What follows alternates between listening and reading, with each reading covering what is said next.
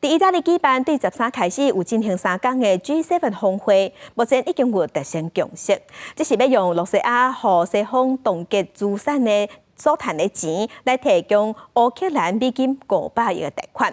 另外，瑞士峰会15卖举办，乌克兰这边阁有提出爱洛西亚全面撤军的和平协议，敢会达成共识，即嘛引起国际关心。G7 峰会13伫意大利举行3届会议，主将俄乌战争、气候变迁、移民甲 AI 议题。除了美国甲乌克兰会签署一项安全协议，各国关心 G7 是不是达成协议，利用俄罗斯伫海外遭到冻结的3200亿美金的资产资助乌克兰。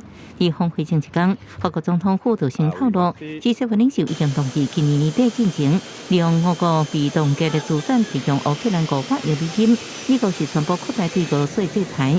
相信这经协助俄国亲欧的中国加香港企业列入制裁名单。Some of the leaders may not be there in the next G7 next year. Most likely next year there will be a different political posture in many G7 countries. So they need to take decisions and increase the cohesiveness now. 昨日伫古巴哈瓦那港军方用11项礼炮迎接4只俄罗斯军舰，包含1只核主动力潜水舰甲巡航舰，因为离美国佛罗里达州只有145公里，引起美方密切的关注。俄军进前已经伫大西洋完成会谈演习。俄国国防部声明指出，这摆到古巴毋是官方访问，暗过也讲到军舰顶悬有先进武器。古巴外交部是强调，这船只顶悬无核武，未对地区造成威胁。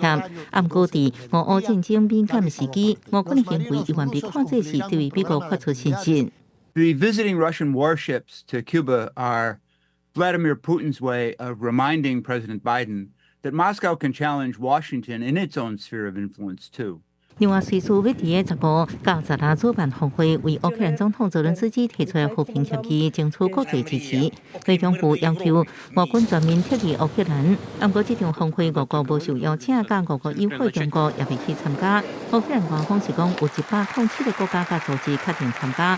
不过，美国到即马也未宣布总统拜登是毋是会去。公司新闻杨干编辑。